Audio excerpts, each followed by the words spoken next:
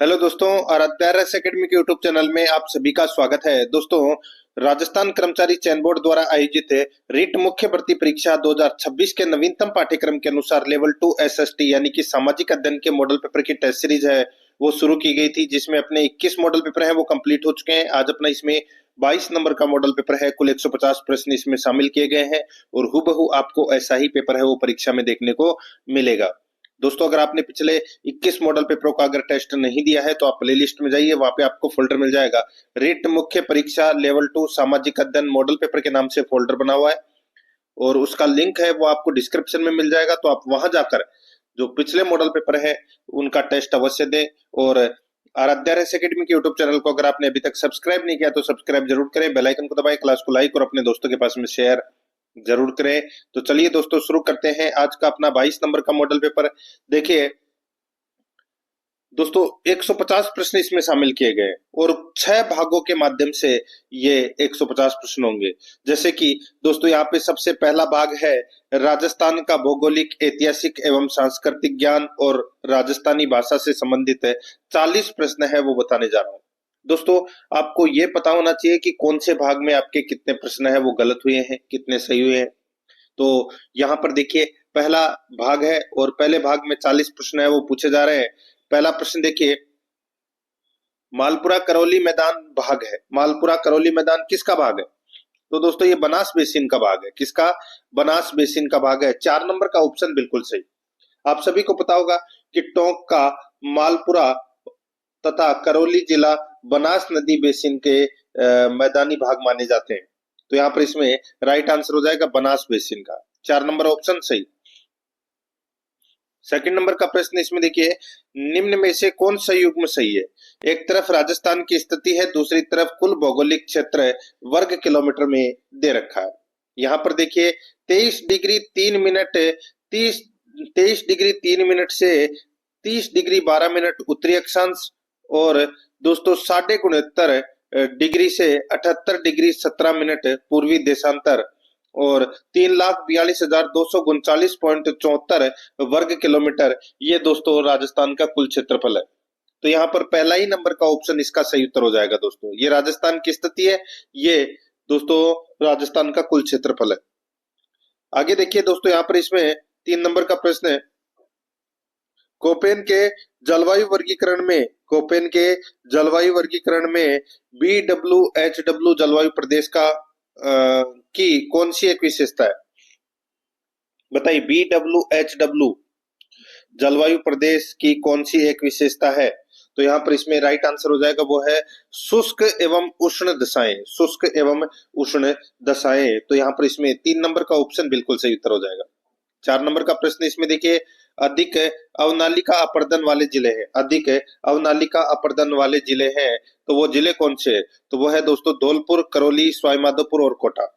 धौलपुर, करौली, सवाईमाधोपुर और कोटा ये दोस्तों अवनालिका अपर्दन वाले जिले हैं। और ये सर्वाधिक अवनालिका अपर्दन दोस्तों किस में होता है? तो ये चंबल नदी के बहाव क्षेत्र में होता है। तो यहाँ पर इसमें राइट आंसर हो जाएगा 2 नंबर का जो ऑप्शन है वो सही उत्तर हो जाएगा। 5 नंबर का प्रश्न इसमें देखिए, राष्ट्रीय झील संरक्षण कार्यक्रम के अंतर्गत राजस्थान की निम्नलिखित में से कौन सी झील शामिल नहीं है? बताइए, राजस्थान की कौन सी झील शामिल नहीं है? तो यहाँ पर देखिए, राष्ट्रीय झील संरक्षण कार्यक्रम के अंतर्गत राजस्थान की दोस्तों 5 झीलें हैं वो इसके अंतर्गत आती हैं। नंबर 1 दोस्तों फतेह सागर आता है। नंबर 2 दोस्तों इसमें आना सागर आता है। नंबर 3 नक्की झील भी आती है, ठीक है। और नंबर 4 मानसागर झील है वो दोस्तों इसमें प्रस्तावित है, ठीक है। पिछोला झील भी है। तो यहाँ पर दोस्तों इसमें राजसमंद नहीं है। राजसमंद है वो दोस्तों इसमें नहीं है।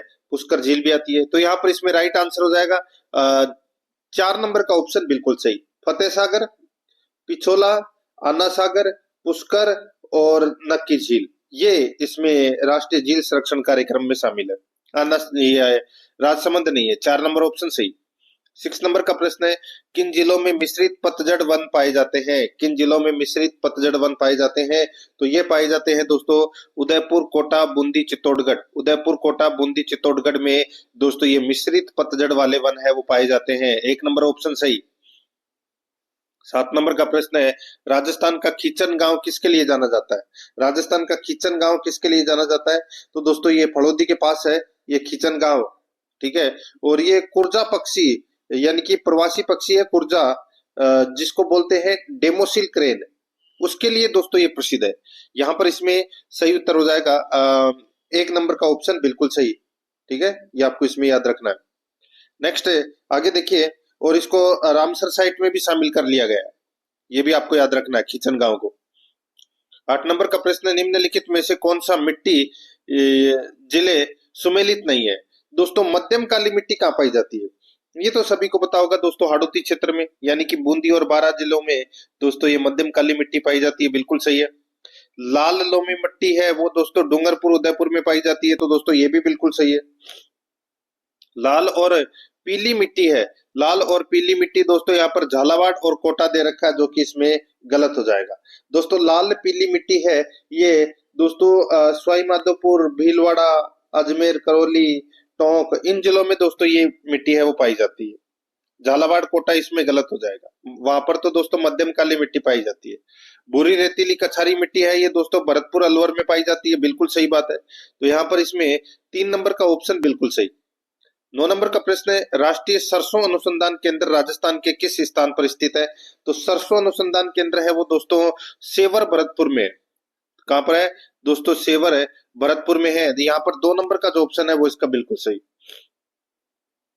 10 नंबर का प्रश्न है, जनगणना 2011 के अनुसार निम्नलिखित को सुमेलित कीजिए। निम्नलिखित को सुमेलित कीजिए दोस्तों, एक तरफ है वो जिले हैं और दूसरी तरफ है लिंगानुपात है। एक तरफ जिले हैं, दूसरी तरफ है लिंगानुपात है। देखिए यहाँ पे राजसमंद, दोस्तों राजसमंद जिले का जो लिंगानुपात है वो कितना है? तो दोस्तों वो है 990। कितना है? 990।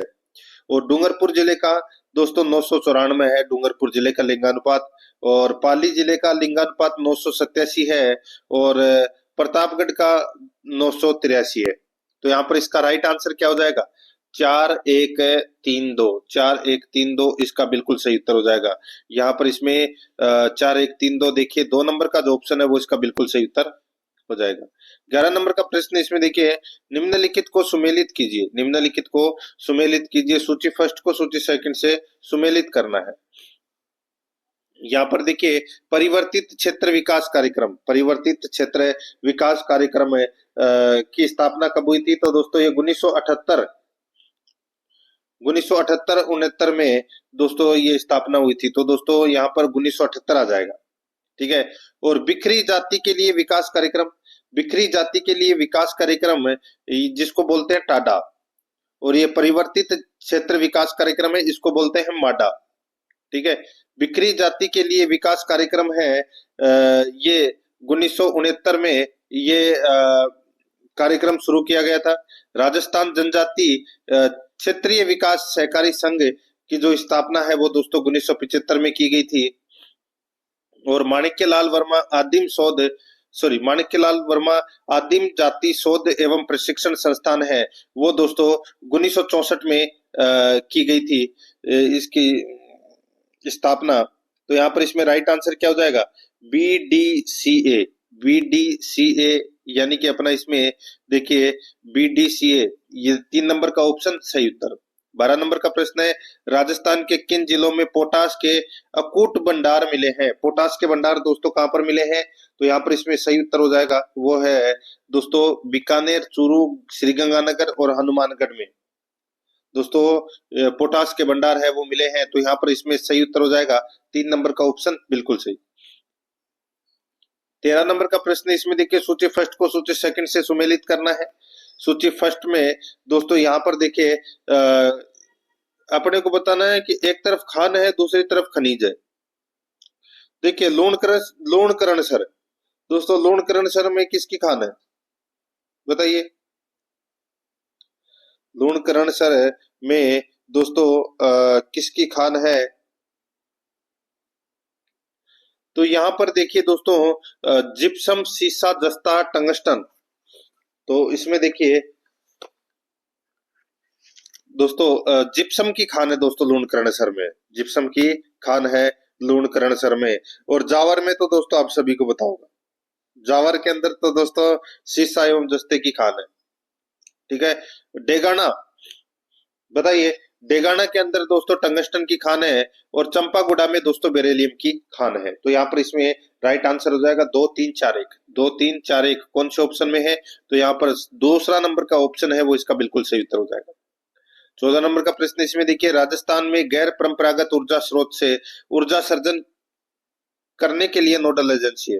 राजस्थान में गैर परंपरागत ऊर्जा स्रोत से ऊर्जा सर्जन करने के लिए नोडल एजेंसी है, तो वो नोडल एजेंसी कौन सी है? तो वो है Rajasthan renewable energy corporation limited. Rajasthan renewable energy corporation limited. यहाँ पर इसमें 1 नंबर का जो ऑप्शन है वो इसका बिल्कुल सही उत्तर हो जाएगा। 15 नंबर का प्रश्न है इसमें देखिए, राजस्थान में पर्यटन विभाग की स्थापना हुई थी। राजस्थान में पर्यटन विभाग की स्थापना हुई थी, तो ये स्थापना हुई थी दोस्तों, बताइए कब? तो ये पर्यटन विभाग की जो स्थापना है वो दोस्तों 1956 में हुई थी। कब हुई थी? 1956 में। तो यहाँ पर इसमें 1 नंबर का जो ऑप्शन है वो इसका बिल्कुल सही उत्तर हो जाएगा। ठीक है, 1956 में। नेक्स्ट आगे देखिए, यहाँ पे 16 नंबर का प्रश्न है, राजस्थान राज्य पथ परिवहन निगम की स्थापना वर्ष में की गई थी। बताइए, राजस्थान राज्य पथ परिवहन निगम की जो स्थापना है वो दोस्तों कब की गई थी? तो यहाँ पर इसमें सही उत्तर हो जाएगा वो है इसमें दोस्तों 1964 में। 3 नंबर का जो ऑप्शन है वो इसका बिल्कुल सही उत्तर हो जाएगा 1964 में। 17 नंबर का प्रश्न इसमें देखिए, आहड़ के उत्खनन से प्राप्त कौन सी सामग्री बाह्य संपर्कों का संकेत देती है? आहड़ के उत्खनन से प्राप्त कौन सी सामग्री बाह्य संपर्कों का संकेत देती है? तो यहाँ पर इसमें राइट आंसर हो जाएगा वो है दोस्तों lapis lazuli. Lapis lazuli 3 number का जो ऑप्शन है वो इसका बिल्कुल सही उत्तर हो जाएगा, लेपिस लाजुली।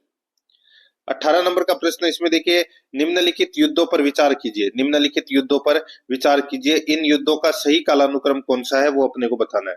देखिए दोस्तों, यहाँ पे खानवा का युद्ध कब हुआ था? तो ये 1527 को हुआ था दोस्तों, 17 मार्च 1527 को। हल्दी घाटी का युद्ध है वो दोस्तों कब हुआ था? तो ये 1576 में हुआ था। और सारंगपुर का युद्ध है ये दोस्तों 1437 ईस्वी में हुआ था। और दिवेर का युद्ध दोस्तों 1582 में हुआ था। तो यहाँ पे अगर अपन इनका कालक्रम से जमाएं तो दोस्तों यहाँ पे 3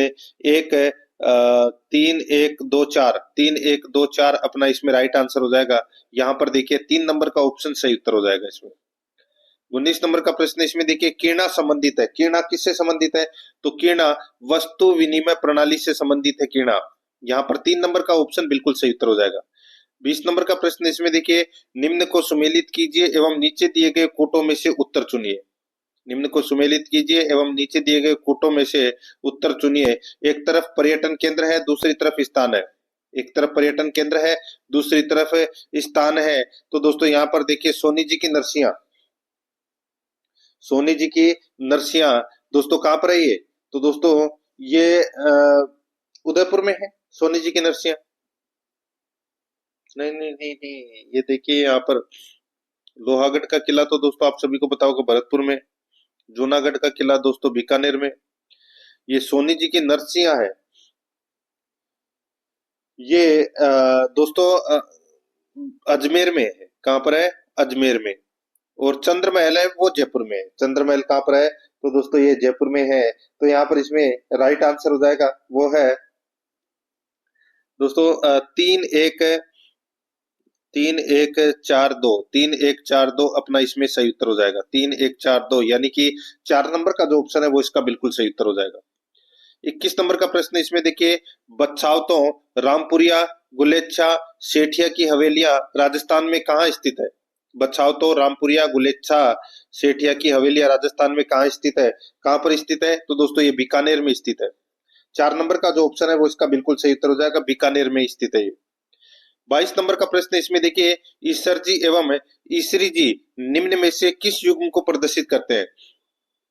ईसर जी एवं ईसरी जी निम्न में से किस युग्म को प्रदर्शित करते हैं? तो दोस्तों कौन से युग्म को प्रदर्शित करते हैं? तो यहाँ पर इसका राइट आंसर हो जाएगा दोस्तों, कौन से युग्म को? बताइए। तो इसका राइट आंसर हो जाएगा ये शिव और पार्वती के युग्म को प्रदर्शित करते हैं। तो यहाँ पर इसमें 2 नंबर ऑप्शन सही। 23 नंबर का प्रश्न इसमें देखिए, सूची फर्स्ट को सूची सेकंड से सुमेलित कीजिए। सूची फर्स्ट में वाद्य यंत्र है और सूची सेकंड में विशेषताएं हैं। तो दोस्तों यहाँ पर देखिए, एक तारा या एक तारा आप बोल सकते हैं, एक तारा या एक तारा आप यहाँ पर बोल सकते हैं। दोस्तों बताइए ये क्या है? तो दोस्तों इसमें देखिए, ये दोस्तों जो वाद्य यंत्र है एक तारा, ये मीराबाई बजाया करती थी दोस्तों ये। ठीक है, मीराबाई है वो दोस्तों ये बजाया करती थी। क्या एक तारा है वो दोस्तों मीराबाई बजाया करती थी, तो यानी कि पहले का सी हो जाएगा। अलगोजा, अलगोजा दोस्तों एक सुशीर वाद्य यंत्र है और ये बोपो का प्रमुख वाद्य यंत्र है, तो यहाँ पे बी हो जाएगा इसका। रावण हत्था दोस्तों, जो रावण हत्था है ये रावण हत्था,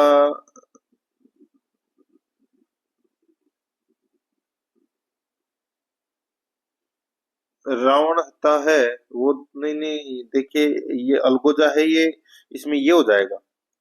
बांसुरी जैसा वाद्य यंत्र है दोस्तों ये अलगोजा। ठीक है, बांसुरी जैसा वाद्य यंत्र है अलगोजा। रावण हत्था है ये दोस्तों भोपो का प्रमुख वाद्य यंत्र है। और नगाड़ा है ये दोस्तों, इसकी दो मोटी लकड़ी के डंडों से बजाया जाता है इसको, तो यहाँ पर ये बिल्कुल सही है। तो यहाँ पर इसका राइट आंसर हो जाएगा सी डी बी ए। सी डी बी ए अपना इसमें सही उत्तर हो जाएगा, यानी कि कौन सा ऑप्शन है? तो देखिए सी डी बी ए एक ही ऑप्शन है, तो यहाँ पर देखिए 2 नंबर का जो ऑप्शन है वो इसका सही उत्तर हो जाएगा। 24 नंबर का प्रश्न है, इसमें देखिए लोकगीत लोगों की भाषा है, वे हमारी संस्कृति के संरक्षक हैं, उपयुक्त पंक्तियां किसके द्वारा कही गई है?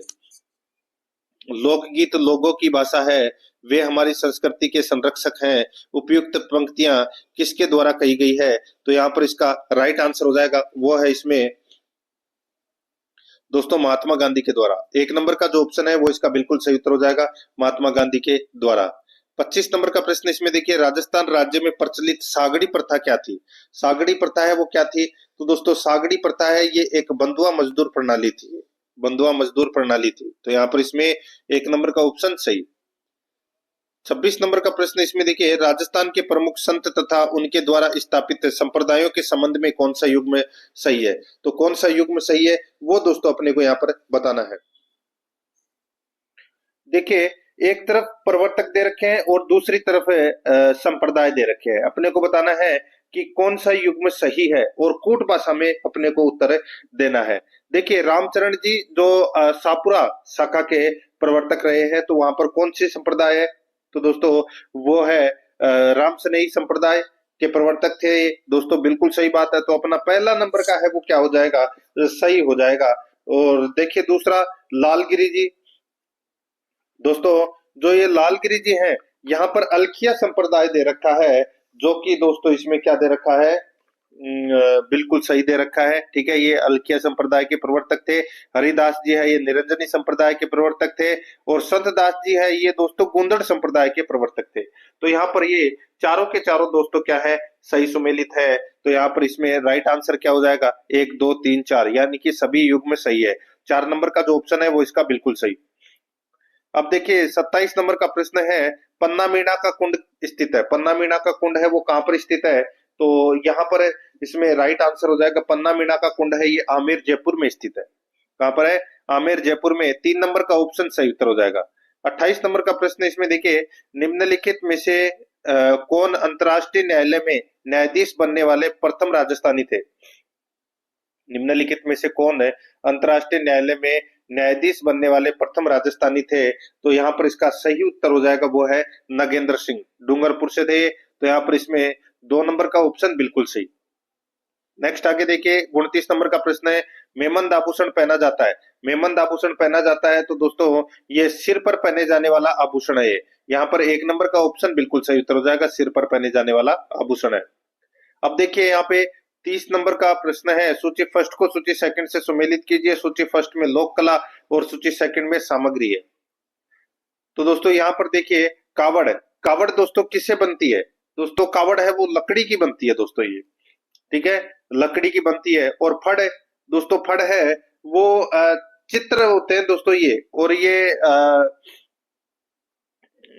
कपड़े पर बनते हैं दोस्तों ये फड़। ठीक है, और पाने है ये दोस्तों पेपर पर बनते हैं, और मांडना है ये इसमें रंग का प्रयोग किया जाता है। तो यहाँ पर इसमें राइट आंसर क्या हो जाएगा, D C A B. D C A B कौन से ऑप्शन में है, तो यहाँ पर देखिए पहला ही नंबर का ऑप्शन है वो इसका सही उत्तर हो जाएगा। आगे देखिए 31 नंबर का प्रश्न है, ठाकुर पंचम सिंह व ठाकुर छतर सिंह का संबंध किस स्थान के आंदोलन से है। ठाकुर पंचम सिंह व ठाकुर छतर सिंह का संबंध किस स्थान के आंदोलन से है, तो यहाँ पर इसमें राइट आंसर हो जाएगा वो है इसमें दोस्तों तसीमो धौलपुर से संबंधित है दोस्तों। यहाँ पर इसमें एक नंबर का ऑप्शन बिल्कुल सही उत्तर हो जाएगा, तसीमो धौलपुर से संबंधित। 32 नंबर का प्रश्न इसमें देखिए, मत्स्य संघ के निर्माण के संबंध में निम्न में से कौन सा कथन असत्य है। तो कौन सा कथन है वो इसमें असत्य है, वो अपने को यहाँ पर बताना है। तो यहाँ पर देखिए दोस्तों, मत्स्य संघ का निर्माण राजस्थान के एकीकरण का प्रथम चरण था। मत्स्य संघ का निर्माण राजस्थान के एकीकरण का प्रथम चरण था। तो दोस्तों बिल्कुल सही बात है दोस्तों, ठीक है। दूसरा देखिए, मत्स्य संघ का नाम के मुंशी द्वारा दिया गया, तो दोस्तों ये भी बिल्कुल सही है। तीसरा देखिए, मत्स्य संघ के राज प्रमुख करौली के महाराजा थे, तो ये गलत हो जाएगा दोस्तों। मत्स्य संघ का जो राज प्रमुख है वो दोस्तों किसको बनाया गया था, तो ये महाराजा उदयभान सिंह को बनाया गया था, ठीक है। तो ये कथन गलत हो जाएगा। और मत्स्य संघ के प्रधानमंत्री शोभाराम कुमावत थे, तो दोस्तों ये भी बिल्कुल सही है। अब इसमें असत्य कथन कौन सा हो गया, तो इसमें 3 नंबर का असत्य कथन हो गया। 3 नंबर ऑप्शन इसका बिल्कुल सही उत्तर हो जाएगा। 33 नंबर का प्रश्न इसमें देखिए, राजस्थान की बोली एवं क्षेत्र के संबंध को ध्यान में रखते हुए निम्नलिखित में से गलत युग्म को पहचानिए। गलत युग्म को क्या करना है, पहचानना है। तो दोस्तों यहाँ पर देखिए, टोंक ढूंढानी। दोस्तों टोंक में कौन सी बोली जाती है, बोली बोली जाती है, तो दोस्तों ढूंढानी बोली बोली जाती है। पाली में वागड़ी बोली बोली जाती है, तो दोस्तों बिल्कुल सही बात है। नहीं नहीं, यहाँ पर देखिए जो वागड़ी बोली है ये दोस्तों डूंगरपुर बांसवाड़ा में बोली जाती है दोस्तों, ये वागड़ी बोली, ठीक है। और बारा के अंदर हाड़ौती बोली बोली जाती है, बिल्कुल सही है। और अलवर के अंदर दोस्तों मेवाती बोली बोली जाती है, ये भी बिल्कुल सही है। तो यहाँ पर 2 नंबर का ऑप्शन राइट आंसर हो जाएगा। 34 नंबर का प्रश्न है, निम्नलिखित को सुमेलित कीजिए। एक तरफ बोली है तो दूसरी तरफ क्षेत्र है। तो दोस्तों यहाँ पर देखिए, इसमें रागड़ी बोली, रागड़ी बोली कौन से क्षेत्र में बोली जाती है, तो दोस्तों ये धौलपुर भरतपुर में बोली जाती है, ठीक है। और राजावाटी, राजावाटी दोस्तों ये जयपुर में बोली जाती है। चौरासी, चौरासी है दोस्तों टोंक और जयपुर में बोली जाती है दोस्तों ये चौरासी। और जगरोटी, जगरोटी दोस्तों करौली में। तो यहाँ पर इसमें राइट आंसर क्या हो जाएगा, A D B C. A D B C अपना इसमें राइट आंसर हो जाएगा, यानी कि 2 नंबर ऑप्शन बिल्कुल सही। 35 नंबर का प्रश्न है, निम्नलिखित को सुमेलित कीजिए। एक तरफ पुस्तक है तो दूसरी तरफ लेखक है। तो दोस्तों यहाँ पर देखिए, हम्मीरायण, हम्मीरायण पुस्तक के लेखक है वो कौन है, तो दोस्तों वो है भांडव व्यास। कौन है, भांडव व्यास। और वीरमायण पुस्तक के लेखक है तो वो है दोस्तों बादर। कौन है, बादर। और रघुनाथ रूपक के लेखक है वो है दोस्तों मनसाराम सेवक, ठीक है, मनसाराम सेवक। और किरतार बावनी के लेखक है दोस्तों दुर्साहटा। तो यहाँ पर इसमें 4 1 2 3 अपना इसमें राइट आंसर हो जाएगा। 4 1 2 3 यानी कि अपना इसमें 1 नंबर का ऑप्शन बिल्कुल सही, 4 1 2 3। 136 नंबर का प्रश्न इसमें देखिए, स्वातंत्र्योत्तर काल का प्रथम राजस्थानी उपन्यास है। स्वातंत्र्योत्तर काल का प्रथम राजस्थानी उपन्यास है तो वो कौन सा है, तो वो है दोस्तों आबे पटकी। कौन सी है, कौन सा है, तो वो है दोस्तों आबे पटकी। 3 नंबर का ऑप्शन बिल्कुल सही उत्तर हो जाएगा। 37 नंबर का प्रश्न है, निम्नलिखित को सुमेलित कीजिए। एक तरफ रचना है तो दूसरी तरफ साहित्यकार है। तो दोस्तों यहाँ पर देखिए, दरिंदे, दरिंदे बताइए किसकी रचना है, तो दोस्तों ये हमीदुल्लाह की रचना है। किसकी है, हमीदुल्लाह की ये रचना है दरिंदे। और अंधार पंख, अंधार पंख है ये किसकी रचना है, तो ये नंद भारद्वाज की रचना है दोस्तों ये, ठीक है। और अर्जुन आलो आंख, अर्जुन आलो आंख या अर्जुन आली आंख है दोस्तों, ये किसकी रचना है, तो ये जहूर खां मेहर की, जहूर खां मेहर की दोस्तों ये रचना है। और घेत मानखा, घेत मानखा है ये, या चेत मानखा है, ठीक है, चेत मानखा है ये रचना है दोस्तों रेवतराम चारण की, रेवतराम चारण की। तो यहाँ पर इसमें राइट आंसर क्या हो जाएगा? देखिए DBAC, DBAC कौन से ऑप्शन में है? तो दोस्तों यहाँ पर देखिए 2 नंबर का ऑप्शन सही उत्तर DBAC। 38 नंबर का प्रश्न है, role of press during freedom movement के रचनाकार है। Role of press during freedom movement के रचनाकार है, तो वो कौन है? तो वो है दोस्तों इसमें डॉक्टर मनोहर प्रभाकर। यहाँ पर 2 नंबर का ऑप्शन सही उत्तर हो जाएगा डॉक्टर मनोहर प्रभाकर। 139 नंबर का प्रश्न है, निम्नलिखित में से किस ग्रंथ में राठौड़ों की 13 शाखाओं का वर्णन मिलता है? राठौड़ों की 13 शाखाओं का वर्णन है वो दोस्तों किस में मिलता है? तो ये सूरज प्रकाश में मिलता है। 3 नंबर का जो ऑप्शन है वो इसका बिल्कुल सही, सूरज प्रकाश में। 40 नंबर का प्रश्न इसमें देखिए, राजस्थानी लोक साहित्य के संदर्भ में निम्न को सुमेलित कीजिए। एक तरफ है दोस्तों इसमें साहित्य है, तो दूसरी तरफ है वो रचनाकार है। यहाँ पर देखिए पंच सहेलीरा धुआ, पंच सहेलीरा धुआ के रचनाकार कौन है? तो वो है दोस्तों चीहल। कौन है दोस्तों? चीहल है, चीहल है ये, ठीक है। और बिड़द श्रृंगार, बिड़द श्रृंगार के रचनाकार हैं वो है दोस्तों कर्णिदान। कौन है? कर्णिदान। और कथा उषा पुराण के रचनाकार हैं सूरजदान पूनिया। और गुण गोविंद के रचनाकार हैं दोस्तों कल्याण दास। तो यहाँ पर इसमें राइट आंसर क्या हो जाएगा? BACD, BACD अपना इसमें राइट आंसर हो जाएगा। यहाँ पर देखिए 4 नंबर का ऑप्शन बिल्कुल सही। अब दोस्तों अपन भाग 2 के अंदर सामान्य राजस्थान का सामान्य ज्ञान, शैक्षिक परिदृश्य, निशुल्क व अनिवार्य बाल शिक्षा का अधिकार अधिनियम व सामयिक विषय से संबंधित 25 प्रश्न है वो सिलेबस के अकॉर्डिंग पढ़ेंगे। दोस्तों देखिए अब यहाँ पे 41 नंबर का प्रश्न है, इसमें देखिए IUCN द्वारा संरक्षण की दृष्टि से गोडावन को किस श्रेणी में शामिल किया गया है? बताइए दोस्तों, गोडावन को कौन सी श्रेणी में शामिल किया गया है? तो ये गंभीर रूप से संकटग्रस्त श्रेणी में दोस्तों गोडावन को शामिल किया है। 4 नंबर का ऑप्शन सही उत्तर हो जाएगा। 42 नंबर का प्रश्न है, मुख्यमंत्री शिक्षित राजस्थान अभियान का प्रारंभ कब किया गया? मुख्यमंत्री शिक्षित राजस्थान अभियान का प्रारंभ कब किया गया? तो ये 29 मार्च 2025 को किया गया। यहाँ पर 2 नंबर का जो ऑप्शन है वो इसका बिल्कुल सही उत्तर हो जाएगा। आगे देखिए 43 नंबर का प्रश्न है, माणक्यलाल वर्मा आदिम जाति शोध एवं प्रशिक्षण संस्थान कहाँ स्थित है? माणक्यलाल वर्मा आदिम जाति शोध एवं प्रशिक्षण संस्थान कहाँ स्थित है? तो दोस्तों ये स्थित है उदयपुर में। कहाँ पर है? उदयपुर में। 4 नंबर का जो ऑप्शन है वो इसका बिल्कुल सही उत्तर हो जाएगा, उदयपुर में। 44 नंबर का प्रश्न है, हर्षत माता मंदिर कहाँ स्थित है? तो दोस्तों बताइए हर्षत माता मंदिर है वो कहाँ पर है?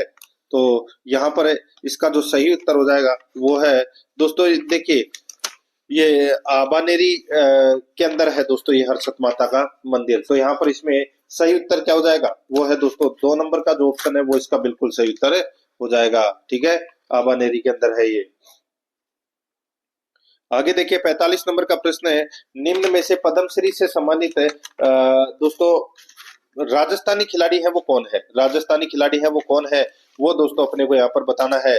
तो दोस्तों पद्मश्री से सम्मानित खिलाड़ी है वो है दोस्तों अवनी लेखरा भी है, बजरंग ताखर भी है, लिम्बाराम भी है। तो यहाँ पर इसमें सही उत्तर हो जाएगा वो है उपरोक्त सभी। 4 नंबर का ऑप्शन बिल्कुल सही। नेक्स्ट आगे देखिए 46 नंबर का प्रश्न है, 7वीं शताब्दी ईस्वी में चीनी यात्री हेनसान ने राजस्थान के किस नगर की यात्रा की थी? राजस्थान के किस नगर की यात्रा की थी? तो दोस्तों यहाँ पर इसमें सही उत्तर हो जाएगा, इन्होंने दोस्तों बीनमाल, बीनमाल की रचना की थी। तो यहाँ पर इसमें 3 नंबर का ऑप्शन बिल्कुल सही उत्तर हो जाएगा, भीनमाल, ठीक है।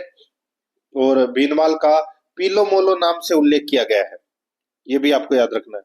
नेक्स्ट आगे देखिए 47 नंबर का प्रश्न है, निम्नांकित में से कौन सा एक युग्म सुमेलित नहीं है? कौन सा एक युग्म सुमेलित नहीं है? तो दोस्तों यहाँ पर देखिए सीमेंट उद्योग है वो दोस्तों मोडक में है, बिल्कुल सही है। उर्वरक उद्योग गडेपान में है, बिल्कुल सही है। कांच यानी कि ग्लास उद्योग लीलवाणी, ये गलत हो जाएगा दोस्तों। जो कांच उद्योग है वो कहाँ पर है? तो ये धौलपुर में है दोस्तों, ठीक है, धौलपुर में। तो ये लीलवाणी है वो दोस्तों गलत हो जाएगा इसमें। और तांबा है वो खेतड़ी में मिलता है दोस्तों, बिल्कुल सही बात है। तो यहाँ पर इसमें सही उत्तर हो जाएगा 3 नंबर का ऑप्शन सही। 48 नंबर का प्रश्न है, राजस्थान राज्य निर्वाचन आयोग के बारे में सही है? बताइए राजस्थान राज्य निर्वाचन आयोग के बारे में सही कथन है तो वो कौन सा है वो दोस्तों अपने को यहाँ पर बताना है। दोस्तों यहाँ पर आप देख सकते हैं, यह एक सदस्यीय निकाय है। यह दोस्तों एक सदस्यीय निकाय है। किसकी बात हो रही है? तो दोस्तों यहाँ पे राजस्थान राज्य निर्वाचन आयोग की दोस्तों यहाँ पर बात हो रही है। तो यहाँ पर कूट भाषा में क्या करना है अपने को? उत्तर देना है। ठीक है, कूट भाषा में उत्तर देना है। तो दोस्तों देखिए, इसमें यह एक सदस्यीय निकाय है, बिल्कुल सही है।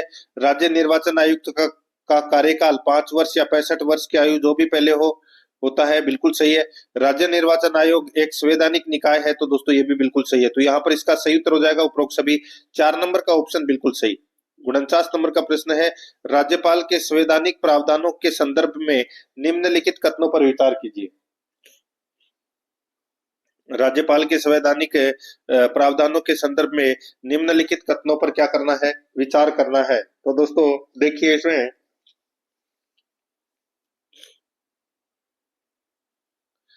देखिए, अच्छा प्रश्न है ये। राज्यपाल के संदर्भ में निम्नलिखित कथनों पर विचार करना है। तो इसमें देखिए, अनुच्छेद 153 के अनुसार प्रत्येक राज्य के लिए एक राज्यपाल होगा, परंतु दूसरा कथन देखिए, परंतु अनुच्छेद 153 की कोई बात एक ही व्यक्ति को दो या अधिक राज्यों के लिए राज्यपाल नियुक्त किए जाने से निवारित नहीं करेगी। तो दोस्तों बिल्कुल सही बात है। तीसरा देखिए, अनुच्छेद 156(2) के अनुसार राज्यपाल राष्ट्रपति को संबोधित अपने हस्ताक्षर सहित लेख द्वारा अपना पद त्याग सकेगा। तो दोस्तों ये भी बिल्कुल सही है। तो यहाँ पर निम्नलिखित विकल्पों में से सही उत्तर चुनिए। तो यहाँ पर दोस्तों तीनों के तीनों कथन है वो क्या है? सत्य है। तो यहाँ पर इसमें 4 नंबर का ऑप्शन सही उत्तर हो जाएगा। 1, 2 तथा 3 सभी सत्य है। 50 नंबर का प्रश्न है, राजस्थान राज्य योजना बोर्ड का अध्यक्ष निम्नलिखित में से कौन होता है? राजस्थान राज्य योजना बोर्ड का अध्यक्ष निम्नलिखित में से कौन होता है? तो यहाँ पर इसमें राइट आंसर हो जाएगा, वो है मुख्यमंत्री। 4 नंबर का ऑप्शन बिल्कुल सही उत्तर हो जाएगा, मुख्यमंत्री। 51 नंबर का प्रश्न है, विद्यालय से ड्रॉप आउट हो चुकी बालिकाओं एवं महिलाओं को माध्यमिक एवं उच्च माध्यमिक शिक्षा से जोड़ने के लिए कौन सी योजना चलाई जा रही है? विद्यालय से ड्रॉप आउट हो चुकी बालिकाओं एवं महिलाओं को माध्यमिक एवं उच्च माध्यमिक शिक्षा से जोड़ने के लिए कौन सी योजना चलाई जा रही है? तो वो है दोस्तों कालीबाई भील महिला संबल शिक्षा सेतु योजना, ये चलाई जा रही है दोस्तों। तो यहाँ पर इसमें 3 नंबर का ऑप्शन बिल्कुल सही उत्तर हो जाएगा। आगे देखिए, यहाँ पे 52 नंबर का प्रश्न है, शैक्षणिक सेवाओं हेतु पूर्णतया समर्पित देश का पहला उपग्रह कौन सा है? तो देश का पहला उपग्रह कौन सा है? तो वो है दोस्तों एडुसेट। यहाँ पर 2 नंबर का ऑप्शन बिल्कुल सही, एडुसेट। नेक्स्ट आगे देखिए, विद्यार्थियों को खेल के क्षेत्र में राष्ट्रीय स्तर पर विशिष्ट उपलब्धि हेतु विद्यार्थी खेल रत्न पुरस्कार में कितनी राशि दी जाती है? विद्यार्थियों को खेल के क्षेत्र में राष्ट्रीय स्तर पर विशिष्ट उपलब्धि हेतु विद्यार्थी खेल रत्न पुरस्कार में कितनी राशि दी जाती है? तो कितनी राशि दी जाती है? तो यहाँ पर इसमें सही उत्तर हो जाएगा, वो है दोस्तों इसमें बताइए। तो वो है 51,000 रुपए। 3 नंबर का जो ऑप्शन है वो इसका बिल्कुल सही उत्तर हो जाएगा, 51,000 रुपए। आगे देखिए, 54 नंबर का प्रश्न है, निम्न में से स्कूल प्रबंधन समिति की जवाबदेही है। बताइए, स्कूल प्रबंधन समिति की जवाबदेही है, तो वो क्या जवाबदेही है वो अपने को बताना है।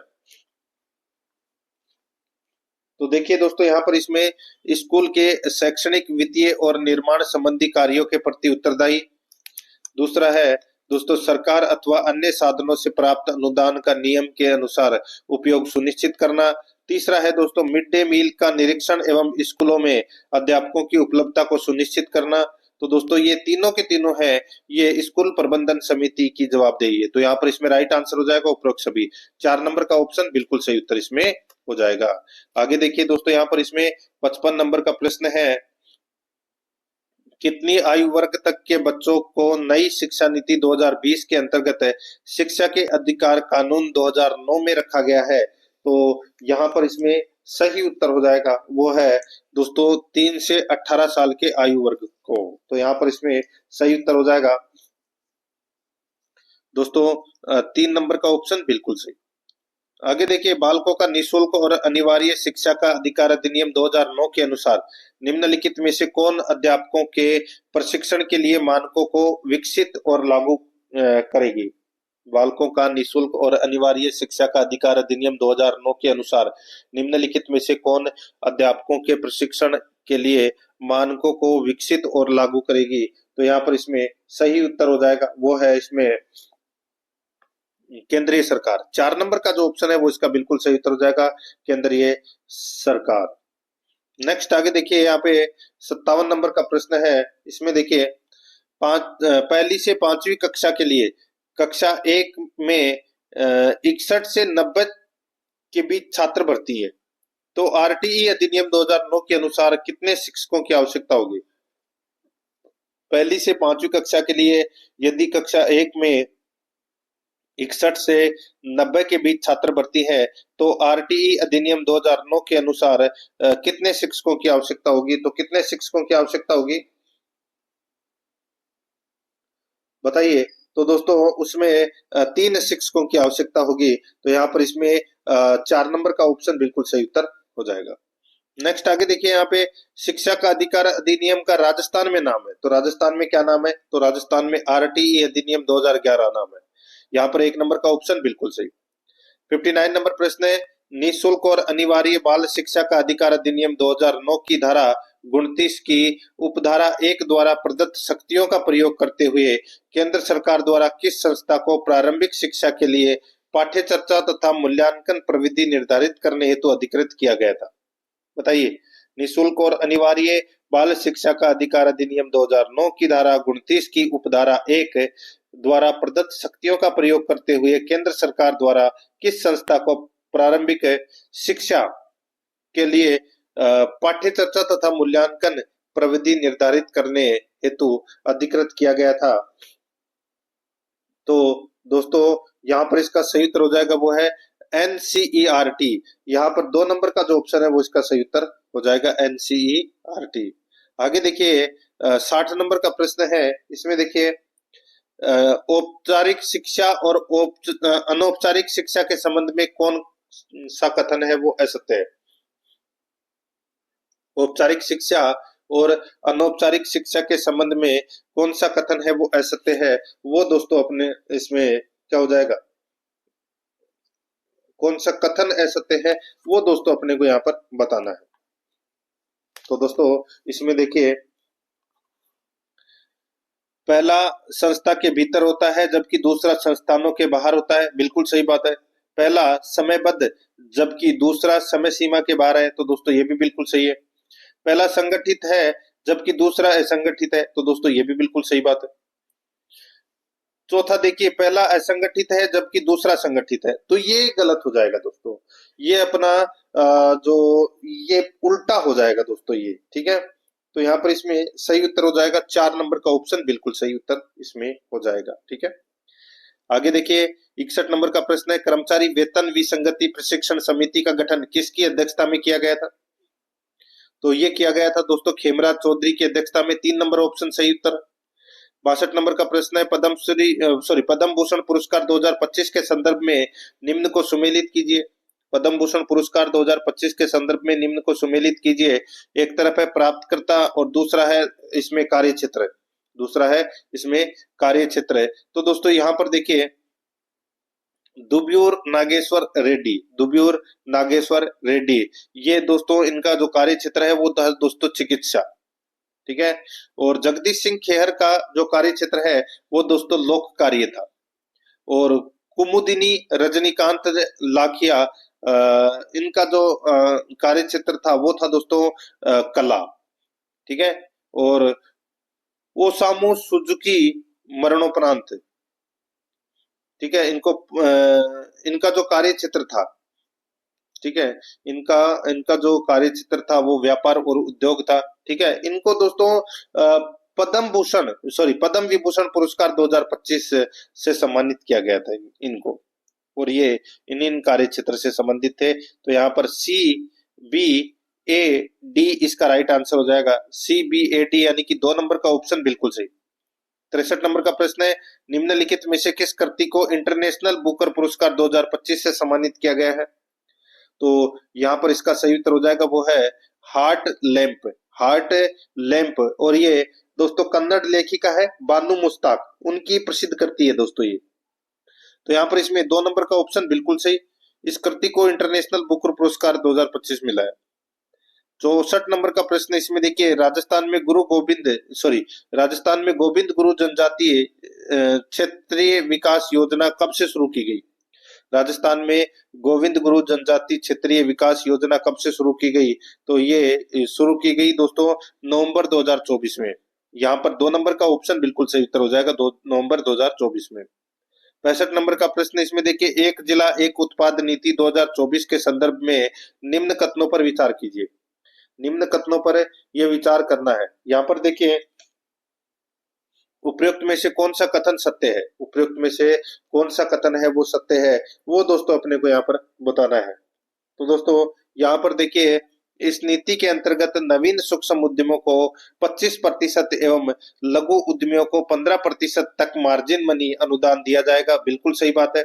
एक जिला एक उत्पाद नीति 2024 से संबंधित पहला कथन सत्य है। दूसरा देखिए, इस नीति में एडवांस टेक्नोलॉजी और सॉफ्टवेयर पर 5 लाख रुपए का अनुदान दिया जाएगा। तो दोस्तों ये भी बिल्कुल सही है। तो यहाँ पर पहला और दूसरा दोनों के दोनों कथन है वो इसमें क्या है? सत्य है। 3 नंबर का जो ऑप्शन है वो इसका बिल्कुल सही उत्तर हो जाएगा। 1 और 2 दोनों सही है। अब देखिए यहाँ पे भाग 3 के अंदर सामाजिक अध्ययन से संबंधित 60 प्रश्न है वो पढ़ेंगे बिल्कुल सिलेबस के अकॉर्डिंग। दोस्तों आराध्या RS एकेडमी के यूट्यूब चैनल को सब्सक्राइब नहीं किया तो एक बार सभी के सभी मित्र हैं वो चैनल को सब्सक्राइब जरूर कर दें, बेल आइकन को दबाएं ताकि नोटिफिकेशन है वो आप सभी के पास में निरंतर पहुंचता रहे। क्लास को लाइक नहीं किया तो एक बार सभी के सभी मित्र हैं वो क्लास को लाइक जरूर करें। देखिए यहाँ पे 66 नंबर का प्रश्न देखिए, निम्न में से कौन सा सैंधव स्थल घग्गर और उसकी सहायक नदियों की घाटी में स्थित है? तो कौन सा है? तो वो है दोस्तों बनवाली। ठीक है, कौन सा है? बनवाली। 3 नंबर का ऑप्शन बिल्कुल सही उत्तर इसमें हो जाएगा। दोस्तों बनवाली सैंधव स्थल सरस्वती यानी कि घग्गर नदी की सहायक है रंगोई नदी के तट पर फतेहाबाद हरियाणा में स्थित है ये। तो यहाँ पर इसमें सही उत्तर हो जाएगा 3 नंबर ऑप्शन सही। आगे देखिए, निम्नलिखित में से किससे जैन धर्म के त्रिरत्न में सम्मिलित नहीं किया जाता है? जैन धर्म के त्रिरत्न में सम्मिलित नहीं किया जाता है। तो यहाँ पर इसका सही उत्तर हो जाएगा वो है सम्यक वाणी को दोस्तों सम्मिलित नहीं किया जाता है। 3 नंबर ऑप्शन सही। 68 नंबर का प्रश्न इसमें देखिए, हड़प्पा कालीन मोहरों का आकार है। हड़प्पा कालीन मोहरों का आकार है। तो यहाँ पर इसमें सही उत्तर हो जाएगा वो है केवल वर्गाकार, केवल आयताकार, केवल बेलनाकार। तो दोस्तों इसका सही उत्तर हो जाएगा उपरोक्त सभी। 4 नंबर का ऑप्शन बिल्कुल सही उत्तर इसमें हो जाएगा। 69 नंबर प्रश्न इसमें देखिए, कलिंग युद्ध की विजय तथा सतियों का वर्णन अशोक के किस शिलालेख में है? अशोक के किस शिलालेख में है? तो दोस्तों ये अशोक के 13वें शिलालेख में है। कलिंग युद्ध की विजय तथा सतियों का वर्णन। तो यहाँ पर इसमें सही उत्तर हो जाएगा इसमें दोस्तों शिलालेख 13। नेक्स्ट आगे देखिए, अशोक के प्रस्तर स्तंभों पर पशु आकृतियां और अभिलेख खुदवाने की कला प्रभावित थी। बताइए, अशोक के प्रस्तर स्तंभों पर पशु आकृतियां और अभिलेख खुदवाने की कला प्रभावित थी। तो दोस्तों ये कला है वो प्रभावित थी, तो ये ईरान से प्रभावित थी दोस्तों। यहाँ पर 1 नंबर का ऑप्शन सही। 71 नंबर का प्रश्न है, निम्न में से किस मौर्य शासक को अमित्र घात के नाम से जाना जाता है? तो अमित्र घात के नाम से तो दोस्तों बिंदुसार को जाना जाता है। यहाँ पर 2 नंबर का जो ऑप्शन है वो इसका बिल्कुल सही उत्तर हो जाएगा, बिंदुसार को जाना जाता है। 72 नंबर का प्रश्न इसमें देखिए, दिल्ली के किस सुल्तान ने कुछ कुछ आज की कागजी मुद्रा की तरह सांकेतिक मुद्रा चलाई थी? बताइए, दिल्ली के किस सुल्तान ने कुछ कुछ आज की कागजी मुद्रा की तरह सांकेतिक मुद्रा चलाई थी? तो किसने चलाई थी वो? तो वो चलाई थी दोस्तों मोहम्मद बिन तुगलक ने चलाई थी। 3 नंबर का ऑप्शन बिल्कुल सही उत्तर हो जाएगा। ठीक है, नेक्स्ट आगे देखिए, यहाँ पर 73 नंबर का प्रश्न है, मुगल काल में खुद कासत व पाहिकासत क्या थे? तो ये क्या थे? तो दोस्तों ये किसानों के प्रकार थे दोस्तों ये। ठीक है, तो यहाँ पर इसमें खुद कासत होते थे कि वे किसान जो अपने गांव की भूमि पर कृषि करते थे। ठीक है, उनका वंशानुगत स्वामित्व होता था। और पाही कासत है वे किसान जो दूसरे गांव में ठेके पर कृषि करते थे। तो यहाँ पर इसमें 4 नंबर का ऑप्शन सही उत्तर हो जाएगा। आगे देखिए पृथ्वीराज चौहान के किस दरबारी ने पृथ्वीराज विजय की रचना की थी। तो पृथ्वीराज विजय की जो रचना है वो किसके द्वारा की गई थी, तो ये जयानक भट्ट के द्वारा की गई थी। 2 नंबर का ऑप्शन सही उत्तर हो जाएगा। 75 नंबर का प्रश्न है, साबरमती आश्रम से सागर तट तक दांडी मार्च में कुल कितनी महिलाओं ने भाग लिया। साबरमती आश्रम से सागर तट तक दांडी मार्च में कुल कितनी महिलाओं ने भाग लिया। तो कुल कितनी महिलाओं ने भाग लिया, तो दोस्तों 0 महिलाओं ने भाग लिया। यहाँ पर इसमें 1 नंबर का जो ऑप्शन है वो इसका बिल्कुल सही उत्तर हो जाएगा। ठीक है, एक भी महिला ने दोस्तों इसमें देखिए इसमें सागर तट तक, साबरमती आश्रम से सागर तट तक दांडी मार्च में देखिए एक भी महिला ने भाग नहीं लिया, लेकिन दोस्तों बाद में इसमें सरोजनी नायडू है वो शामिल हुई थी। तो यहाँ पर इसमें देखिए 78 अनुयायी चुने गए थे, उनमें एक भी महिलाएं नहीं थी दोस्तों। तो यहाँ पर इसमें सही उत्तर हो जाएगा 1 नंबर का ऑप्शन इसका सही उत्तर। 76 नंबर का प्रश्न इसमें देखिए, सुमेलित करो। एक तरफ संपादक है, दूसरी तरफ समाचार पत्र या पत्रिकाएं हैं। सुमेलित करना है तो यहाँ पर देखिए एस ए डान सॉरी एस ए डांगे, ठीक है, S A Dange, S A Dange ये कौन से समाचार पत्र के संपादक थे, तो ये द सोशलिस्ट समाचार पत्र के संपादक थे। और मुजफ्फर अहमद है ये दोस्तों नवयुग समाचार पत्र के संपादक थे। और गुलाम हुसैन है ये दोस्तों इंकबाल समाचार पत्र के ये दोस्तों संपादक थे। और एम सिंगरवेलू ये दोस्तों लेबर किसान गजट समाचार पत्रिका से संबंधित थे। तो यहाँ पर इसमें 4 1 2 3 इसका बिल्कुल सही उत्तर हो जाएगा। 4 1 2 3। तो यहाँ पर इसमें देखिए 2 नंबर का ऑप्शन बिल्कुल सही। 77 नंबर का प्रश्न है, निम्नलिखित घटनाओं को सही कालानुक्रम व्यवस्थित कीजिए। सही कालानुक्रम व्यवस्थित करना है। लखनऊ समझौता कब हुआ, तो दोस्तों ये 1916 में हुआ। स्वराज दल की स्थापना कब हुई, तो दोस्तों स्वराज दल की जो स्थापना है ये 1923 में हुई थी। जलियांवाला बाग हत्याकांड कब हुआ था, तो दोस्तों ये 1919 में हुआ था। और बाल गंगाधर तिलक की जो मृत्यु है ये दोस्तों 1920 में हुई थी। ठीक है, 1 अगस्त 1920 को। तो यहाँ पर है इनको अपन क्या करना है, काल कर्मानुसार जमाना है। तो सबसे पहले इसमें लखनऊ समझौता आएगा, ठीक है, यानी कि 1 3 4 2 1 3 4 2 अपना इसमें सही उत्तर हो जाएगा। 1 3 4 2 यानी कि 3 नंबर का ऑप्शन बिल्कुल सही। 78 नंबर का प्रश्न इसमें देखिए, ऋतुओं में परिवर्तन का मुख्य कारण क्या है। ऋतुओं में परिवर्तन का मुख्य कारण क्या है, तो वो है दोस्तों पृथ्वी की झुकी हुई दूरी। पृथ्वी की झुकी हुई दूरी, यहाँ पर 4 नंबर का ऑप्शन बिल्कुल सही उत्तर हो जाएगा। 79 नंबर प्रश्न इसमें देखिए, प्रत्येक 1 डिग्री देशांतर किसके बराबर होता है। प्रत्येक 1 डिग्री देशांतर किसके बराबर होता है, तो ये 4 मिनट के बराबर होता है दोस्तों। 1 नंबर का ऑप्शन बिल्कुल सही उत्तर हो जाएगा, 4 मिनट के बराबर। 80 नंबर का प्रश्न इसमें देखिए, भूमध्य रेखा, कर्क रेखा और मकर रेखा तीनों निम्न में से किस एक महाद्वीप से गुजरती है। तीनों निम्न में से किस एक महाद्वीप से गुजरती है, तो ये दोस्तों बताइए, तो ये अफ्रीका महाद्वीप से होकर गुजरती है दोस्तों। तो यहाँ पर इसमें सही उत्तर हो जाएगा 1 नंबर का ऑप्शन सही। 81 नंबर का प्रश्न है, निम्नलिखित में से कौन वायुमंडल के स्तरों एवं उनके अभिलक्षणों के सुमेलन में सही है। तो दोस्तों कौन सा इसमें सही है वो अपने को बताना है, और कूट भाषा में दोस्तों उत्तर है वो देना है। तो दोस्तों यहां पर देखिए इसमें देखिए सौर मंडल, इसमें मौसमी संबंधी घटनाएं होती है, बिल्कुल सही है। समताप मंडल में ओजोन परत है, बिल्कुल सही बात है। आयन मंडल ये पृथ्वी की सतह की ओर परिवर्तित रेडियो तरंगे हैं इसमें, ठीक है, बिल्कुल सही है। और मध्य मंडल ध्रुव ज्योति ये इसमें क्या हो जाएगा, गलत हो जाएगा, ये इसमें गलत हो जाएगा। तो यहाँ पर इसमें सही उत्तर क्या हो जाएगा दोस्तों, 1 2 3 इसमें क्या है, सही है। और ध्रुव ज्योति का संबंध दोस्तों आयन मंडल से होता है, ठीक है, मध्य मंडल से नहीं। तो यहाँ पर इसमें 1 2 3 है वो इसमें सही है। 1 2 3 कौन से ऑप्शन में है, तो यहाँ पर देखिए 3 नंबर का ऑप्शन बिल्कुल सही। आगे देखिए, निम्नलिखित युग्मों पर विचार कीजिए। एक तरफ स्थानीय पवन है, दूसरी तरफ संबंधित देश है। उपयुक्त में से कौन सा एक युग्म सही सुमेलित नहीं है? उपयुक्त में से कौन सा एक युग्म है सही सुमेलित नहीं है, वो अपने को दोस्तों यहाँ पर बताना है। तो दोस्तों यहाँ पर देखिए, सिराको पवन फ्रांस, गलत हो जाएगा। दोस्तों सिराको एक भूमध्य सागरीय पवन है, ठीक है, और इसका उद्गम दोस्तों सारा रेगिस्तान से होता है। तो ये यहाँ पर फ्रांस है वो दोस्तों इसमें गलत हो जाएगा, ठीक है।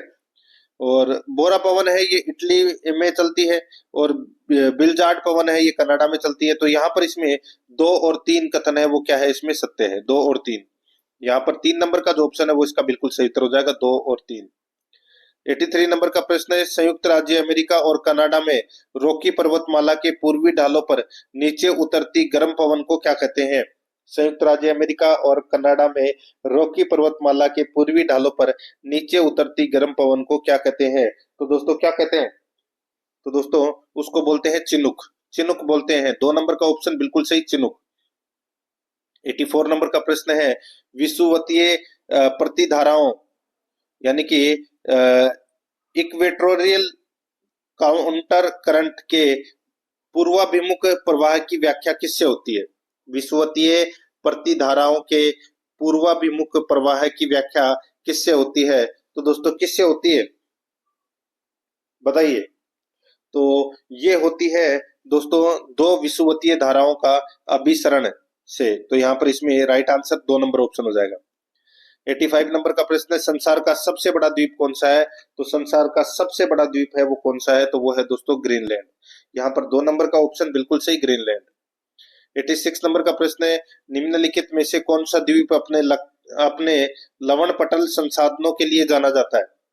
निम्नलिखित में से कौन सा द्वीप अपने लवण पटल संसाधनों के लिए जाना जाता है? तो यहाँ पर इसमें सही उत्तर हो जाएगा सेंट मार्टिन द्वीप। 2 नंबर का ऑप्शन बिल्कुल सही उत्तर हो जाएगा सेंट मार्टिन द्वीप। नेक्स्ट आगे देखिए, यहाँ पे डेल बर्जिया जाति निम्नलिखित में से किस एक से संबंधित है? तो किस एक से संबंधित है? तो दोस्तों ये शीशम से संबंधित है। 4 नंबर का जो ऑप्शन है वो इसका बिल्कुल सही उत्तर हो जाएगा, शीशम से संबंधित है, ठीक है, ये आपको इसमें याद रखना है। शीशम को रोजवुड भी कहते हैं, रोजवुड। आगे देखिए 88 नंबर का प्रश्न है, कंगारू किस महाद्वीप का प्रमुख वन्य जीव है? तो ये दोस्तों ऑस्ट्रेलिया महाद्वीप का वन्य जीव है ये। तो यहाँ पर 3 नंबर ऑप्शन सही। आगे देखिए रेनडियर किस क्षेत्र में पाया जाता है? रेनडियर है ये दोस्तों टुंड्रा क्षेत्र में ये पाया जाता है, 3 नंबर ऑप्शन सही। 90 नंबर का प्रश्न है, निम्न में से कौन सा औद्योगिक क्षेत्र जोधपुर में स्थित नहीं है? तो जोधपुर में स्थित नहीं है तो वो दोस्तों नापासर, नापासर नहीं है दोस्तों, नापासर औद्योगिक क्षेत्र है ये बीकानेर में है, बाकी तीनों जोधपुर में है। 91 नंबर का प्रश्न इसमें देखिए, वेस्ट एंड स्पिनिंग मिल अवस्थित है, तो दोस्तों ये कहां पर है? तो ये लाडनू में है, 3 नंबर का ऑप्शन बिल्कुल सही, लाडनू में। नेक्स्ट आगे देखिए, राजस्थान का सबसे पुराना उद्योग कौन सा है? राजस्थान का सबसे पुराना उद्योग कौन सा है? तो वो है सूती वस्त्र, 3 नंबर ऑप्शन सही। 93 नंबर का प्रश्न है, निम्न को सुमेलित कीजिए और नीचे दिए गए कूट की सहायता से सही उत्तर को चुनना है। सूची फर्स्ट में दोस्तों यहाँ पर देश है और सूची सेकंड में औद्योगिक प्रदेश है। यहाँ पर देखिए संयुक्त राज्य अमेरिका, संयुक्त राज्य अमेरिका में दोस्तों कौन सा उद्योग है? तो वो है दोस्तों पीटर्सबर्ग औद्योगिक प्रदेश, ठीक है। और यूनाइटेड किंगडम में तो दोस्तों यॉर्कशायर औद्योगिक प्रदेश है, और जापान के अंदर दोस्तों किनकी औद्योगिक प्रदेश है, और रूस के अंदर सेंट पीटर्सबर्ग है। तो यहाँ पर इसमें राइट आंसर हो जाएगा BADC, BADC अपना इसमें सही उत्तर हो जाएगा। यहाँ पर है 1 नंबर का ऑप्शन बिल्कुल सही उत्तर हो जाएगा BADC। 94 नंबर का प्रश्न इसमें देखिए, रोपण कृषि के अंतर्गत निम्न में से कौन सी फसल नहीं उगाई जाती? बताइए कौन सी फसल नहीं उगाई जाती रोपण कृषि के अंतर्गत? तो यहाँ पर इसका सही उत्तर हो जाएगा वो है, बताइए, तो रोपण कृषि के अंतर्गत दोस्तों देखिए गन्ना उगाया जाता है, चाय, कहवा, काजू, रबड़, केला ये उगाए जाते हैं, लेकिन यहाँ पर गेहूं नहीं उगाया जाता। यहाँ पर 2 नंबर का ऑप्शन सही। 95 नंबर का प्रश्न है, ई कृषि का लाभ क्या है? ई कृषि का लाभ क्या है? तो देखिए किसानों की मांग के अनुसार सूचनाएं उपलब्ध कराना, किसानों को जुताई के लिए विभिन्न तरीके बताना, किसानों को फसल सुरक्षा तथा रोगों से उपचार की जानकारी देना, तो ये ई कृषि के लाभ है। तो यहाँ पर इसमें सही उत्तर हो जाएगा उपरोक्त सभी। 96 नंबर का प्रश्न इसमें देखिए, निम्नलिखित में से किस वाद में यह कहा गया कि प्रस्तावना भारतीय संविधान का अंग नहीं है? किस भाग में या किस वाद में यह कहा गया कि प्रस्तावना भारतीय संविधान का अंग नहीं है? तो वो है दोस्तों बेरूबाड़ी वाद। बेरूबाड़ी वाद, ठीक है, 1960 में ये निर्णय आया था। तो यहाँ पर इसमें राइट आंसर हो जाएगा 1 नंबर ऑप्शन सही। 97 नंबर का प्रश्न इसमें देखिए, निम्नलिखित को सही सुमेलित कीजिए। निम्नलिखित को सही सुमेलित करना है। तो यहाँ पर देखिए, ग्राम पंचायत का गठन कौन से अनुच्छेद में है? तो दोस्तों अनुच्छेद 40 में। समान नागरिक संहिता, तो दोस्तों ये अनुच्छेद 44 में है। और कृषि और पशुपालन, ये अनुच्छेद 48 में है। और न्यायपालिका का कार्यपालिका से पृथक्करण, ये दोस्तों अनुच्छेद 50 में है। तो यहाँ पर इसका राइट आंसर क्या हो जाएगा? 3 4 2 1, 3 4 2 1 इसका बिल्कुल सही उत्तर इसमें हो जाएगा। यहाँ पर 1 नंबर का ऑप्शन बिल्कुल सही, 3 4 2 1। 98 नंबर का प्रश्न इसमें देखिए, भारत के संविधान के अनुच्छेद 51 के में शब्दों का सही अनुक्रम क्या है? भारत के संविधान के अनुच्छेद 51 के में शब्दों का सही अनुक्रम है वो क्या है? तो दोस्तों सब यहाँ पर अनुच्छेद 51 के में शब्दों का सही अनुक्रम क्या है? शब्दों का सही अनुक्रम अपने को बताना है।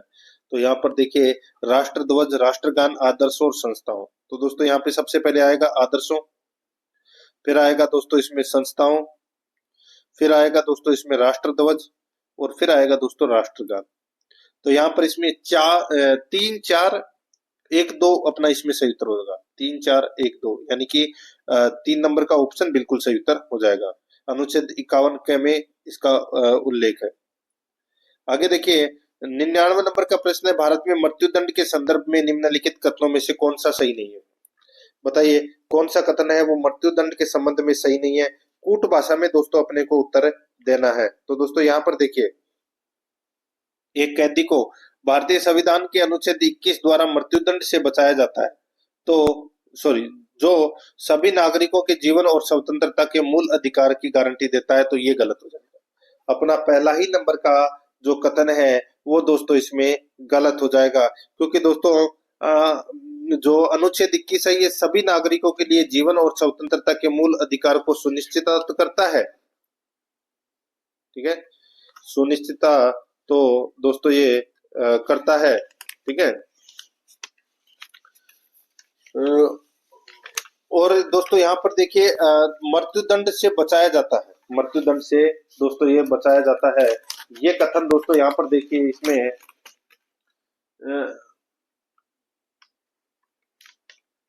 गारंटी है वो दोस्तों इसमें ये गलत चीज दे रखी है यहाँ पे। तो यहाँ पर इसमें पहला नंबर का कथन है वो इसमें गलत हो जाएगा। आगे देखिए दूसरा, भारतीय संविधान के अनुच्छेद 72 के तहत मृत्युदंड को आजीवन कारावास में बदला जा सकता है या राष्ट्रपति द्वारा समाधान प्रदान किया जा सकता है। तो दोस्तों यहाँ पर देखिए इसमें पहला नंबर का कथन तो क्या हो जाएगा, गलत हो जाएगा, और दूसरा नंबर का कथन है वो दोस्तों यहाँ पर बिल्कुल सत्य है। तो यहाँ पर इसका राइट आंसर क्या हो जाएगा दोस्तों, बताइए। तो इसमें दूसरा नंबर का तो सत्य है, पहला असत्य है। तो इस प्रश्न का सही उत्तर हो जाएगा वो है केवल एक, केवल एक। इसमें असत्य कथन ही पूछा है, कौन सा सत्य नहीं है, तो इसमें 1 नंबर का ऑप्शन सही उत्तर हो जाएगा। आगे देखिए 100 नंबर का प्रश्न है, संसद में प्रश्न उठाने के संबंध में निम्नलिखित कथनों पर विचार कीजिए। संसद में प्रश्न उठाने के विषय में निम्नलिखित कथनों पर क्या करना है, विचार करना है। तो दोस्तों यहाँ पर देखिए कौन सा कथन इसमें सत्य नहीं है, ये पूछा गया है कि कौन सा कथन सत्य नहीं है। देखिए सांसद एक दिन में प्रश्नों की अधिकतम 5 सूचनाएं मौखिक और लिखित दोनों जमा कर सकते हैं, बिल्कुल सही है। आमतौर पर किसी प्रश्न के लिए नोटिस की अवधि कम से कम 17 दिन होती है, लेकिन अल्प सूचना प्रश्न के मामले में 8 दिन से कम का नोटिस न्यूनतम अवधि के रूप में निर्धारित किया जाता है। तो ये कथन दोस्तों इसमें गलत हो जाएगा, ये कथन है वो दोस्तों इसमें गलत हो जाएगा। दोस्तों यहाँ पर देखिए, इसमें देखिए अल्प सूचना प्रश्न के लिए कम से कम 10 दिन का नोटिस अनिवार्य है, ठीक है, ये आपको इसमें याद रखना है। तो और किसी प्रश्न के लिए नोटिस अवधि है वो न्यूनतम 15 दिन की होती है। तो ये गलत चीज यहाँ पे दे रखी है दूसरा नंबर का। तो इस प्रश्न का राइट आंसर हो जाएगा, कौन सा कथन सत्य नहीं है, तो दूसरा नहीं है, 2 नंबर का ऑप्शन सही उत्तर हो जाएगा। 101 नंबर का प्रश्न है, भारत के मुख्य न्यायमूर्ति और उच्चतम न्यायालय के अन्य न्यायाधीशों की नियुक्ति प्रक्रिया के विनियमन के लिए कौन अधिकृत है? तो बताइए कौन अधिकृत है? तो यहाँ पर इसमें सही उत्तर हो जाएगा दोस्तों, वो है, बताइए। तो दोस्तों वो है संसद। यहाँ पर 3 नंबर का ऑप्शन बिल्कुल सही। 102 नंबर का प्रश्न है, राजस्थान में पंचायती राज के संदर्भ में सही युग्म पहचानिए। पंचायती राज के संबंध में सही युग्म को दोस्तों अपने को यहाँ पर पहचानना है। ठीक है दोस्तों, देखिए इसमें, देखिए गिरधारी लाल व्यास समिति का गठन 1973, ये इसमें एकमात्र सही है, बाकी इसमें तीनों है वो गलत दे रखा है। तो यहाँ पर इसमें 4 नंबर का ऑप्शन बिल्कुल सही। आगे देखिए, निम्नांकित में से किस समिति की अनुशंसा पर अनुसूचित क्षेत्रों में पंचायती राज का विस्तार अधिनियम 1996 बनाया गया? किस समिति की अनुशंसा पर अनुसूचित क्षेत्रों में पंचायती राज का विस्तार अधिनियम 1996 में बनाया गया? तो इस प्रश्न का सही उत्तर हो जाएगा, वो है इसमें दोस्तों दिलीप सिंह भूरिया समिति। यहाँ पर 1 नंबर का ऑप्शन बिल्कुल सही, दिलीप सिंह भूरिया समिति। 104 नंबर का प्रश्न है, महानगर योजना समिति में न्यूनतम कितने सदस्य नगरपालिका के सदस्यों और नगरपालिका क्षेत्र में पंचायतों के अध्यक्षों द्वारा अपने में से निर्वाचित किए जाते हैं? महानगर योजना समिति में न्यूनतम कितने सदस्य नगरपालिका के सदस्यों और नगरपालिका क्षेत्र में पंचायतों के अध्यक्षों द्वारा अपने में से निर्वाचित किए जाते हैं? तो यहाँ पर इसका राइट आंसर हो जाएगा, वो है 2/3 सदस्य। 2 नंबर का ऑप्शन बिल्कुल सही, 2/3 सदस्य। 105 नंबर का प्रश्न है, निम्न में से किस समिति ने महिलाओं के लिए राजनीतिक आरक्षण की सिफारिश की? तो वो है दोस्तों इसमें अशोक मेहता समिति। 1 नंबर का ऑप्शन बिल्कुल सही, अशोक मेहता समिति। 106 नंबर का प्रश्न है, निम्न में से कौन राजस्थान राज्य से पहली महिला लोकसभा सदस्य थी? तो बताइए पहली महिला लोकसभा सदस्य थी, तो यहाँ पर इसका सही उत्तर हो जाएगा, वो है इसमें यशोदा देवी। यशोदा देवी, यहाँ पर इसमें 1 नंबर का ऑप्शन सही उत्तर हो जाएगा। नहीं नहीं नहीं नहीं, यशोदा देवी नहीं, गायत्री देवी। गायत्री देवी ये राजस्थान राज्य से पहली महिला लोकसभा सदस्य थी। तो यहाँ पर इसमें सही उत्तर हो जाएगा गायत्री देवी। ठीक है, नेक्स्ट आगे देखिए, यहाँ पर राजस्थान की प्रथम महिला मंत्री कौन थी? प्रथम महिला मंत्री थी कमला बेनीवाल। 3 नंबर का ऑप्शन सही उत्तर हो जाएगा। 108 नंबर का प्रश्न है, निम्न में से कौन क्षेत्रीय परिषद की अध्यक्षता करता है? कौन क्षेत्रीय परिषद की अध्यक्षता करता है? तो वो है भारत के गृह मंत्री। यहाँ पर 2 नंबर का ऑप्शन बिल्कुल सही उत्तर हो जाएगा, भारत के गृह मंत्री। 109 नंबर का प्रश्न है, भारत के संविधान के किस अनुच्छेद में करों को केंद्र द्वारा लगाया तथा एकत्रित किया जाता है लेकिन केंद्र और राज्यों के बीच वितरित किया जाता है? भारत के संविधान में किस अनुच्छेद में करों को केंद्र द्वारा लगाया तथा एकत्रित किया जाता है लेकिन केंद्र और राज्यों के बीच वितरित किया जाता है? तो यहाँ पर इसमें सही उत्तर हो जाएगा, वो है दोस्तों अनुच्छेद 270 के तहत। तो यहाँ पर इसमें 3 नंबर ऑप्शन बिल्कुल सही उत्तर हो जाएगा, अनुच्छेद 270 के तहत। 110 नंबर का प्रश्न, इसमें देखिए 16वें वित्त आयोग के संदर्भ में निम्न कथनों पर विचार कीजिए। उपयुक्त में से कौन सा कथन सत्य है, वो दोस्तों अपने को यहाँ पर बताना है। दोस्तों यहाँ पर देखिए, इसमें इसमें देखिए 16वें वित्त आयोग का अध्यक्ष, 16वें दोस्तों वित्त आयोग का जो अध्यक्ष है वो अरविंद पनगड़िया को बनाया गया है। ठीक है, तो दोस्तों यहाँ पर ये पहला कथन है वो क्या है, सत्य कथन है। ठीक है, आगे देखिए 16वां वित्त आयोग वर्ष 2026-27 से दोस्तों 2030-31 के लिए सिफारिश करेगा। बिल्कुल सही बात है, तो यहाँ पर दोनों के दोनों सही है, तो यहाँ पर इसमें 3 नंबर का ऑप्शन बिल्कुल सही उत्तर हो जाएगा। 111 नंबर का प्रश्न है, इसमें देखिए उदारीकरण के संदर्भ में निम्न में से कौन सा कथन सत्य है? बताइए कौन सा कथन है वो उदारीकरण के संबंध में सत्य कथन है? कूट भाषा में दोस्तों अपने को उत्तर देना है। यहाँ पर देखिए दोस्तों, उदारीकरण की नीति मुख्यतः उद्योगों तथा अन्य आर्थिक क्रियाओं पर सरकारी नियंत्रण को समाप्त करने या कम करने से संबंधित है। बिल्कुल सही है। उदारीकरण की नीति के अंतर्गत उद्योगों के प्रति उदार व्यवहार अपनाते हुए लाइसेंसिंग की व्यवस्था को समाप्त करने का कार्य किया गया है। बिल्कुल सही बात है। तो यहाँ पर एक और दो दोनों सही है। 3 नंबर का ऑप्शन बिल्कुल सही, एक और दो दोनों सही है। 112 नंबर का प्रश्न इसमें देखिए, औपनिवेशिक काल के दौरान भारत में ग्रामीण कुटीर उद्योगों के पतन का मुख्य कारण क्या था? औपनिवेशिक काल के दौरान भारत में ग्रामीण कुटीर उद्योगों के पतन का मुख्य कारण क्या था? तो दोस्तों मुख्य कारण क्या था? तो वो था दोस्तों इसमें, बताइए। वो था ब्रिटिश मशीन निर्मित वस्त्रों का आयात। 3 नंबर का जो ऑप्शन है वो इसका बिल्कुल सही उत्तर हो जाएगा। 113 नंबर का प्रश्न इसमें देखिए, भारत सरकार ने भारतीय खाद्य निगम के पुनर्नवीनीकरण हेतु एक उच्च स्तरीय समिति का गठन कब किया? भारत सरकार ने भारतीय खाद्य निगम के पुनर्नवीनीकरण हेतु एक उच्च स्तरीय समिति का गठन कब किया? तो दोस्तों कब किया? तो इसका सही उत्तर हो जाएगा दोस्तों, वो किया 2014 में। यहाँ पर 4 नंबर का ऑप्शन सही उत्तर हो जाएगा। आगे देखिए, निम्न में से M2 का माप है, बताइए। M2 का माप है तो वो है M2 बराबर M1 प्लस डाकघर बचत बैंकों में बचत जमाएं। 2 नंबर का ऑप्शन बिल्कुल सही। 115 नंबर का प्रश्न है, निम्न कथनों पर विचार कीजिए। दोस्तों निम्न कथनों पर विचार करना है और उपरोक्त में से कौन सा कथन गलत है वो अपने को दोस्तों यहाँ पर बताना है। ठीक है दोस्तों, यहाँ पर देखिए, बैंक दर वह ब्याज दर है जो भारतीय रिजर्व बैंक अपने ग्राहकों से उनके अल्पकालिक उधार पर लेता है, तो ये गलत हो जाएगा।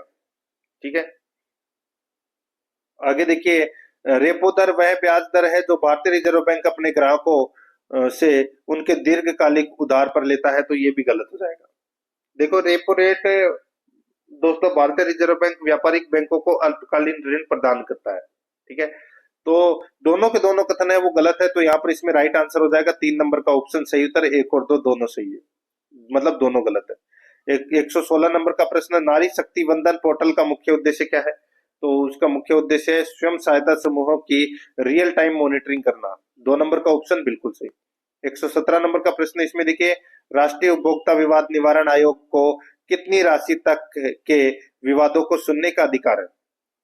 तो यहाँ पर इसमें सही उत्तर हो जाएगा, वो है इसमें दोस्तों 2 करोड़ रुपए से अधिक के विवाद मामलों को सुनने का अधिकार है, तो यहाँ पर इसमें सही उत्तर 3 नंबर ऑप्शन हो जाएगा। 118 नंबर का प्रश्न इसमें देखिए, निम्न में से कौन उपभोक्ता नहीं है? बताइए, निम्न में से कौन उपभोक्ता नहीं है?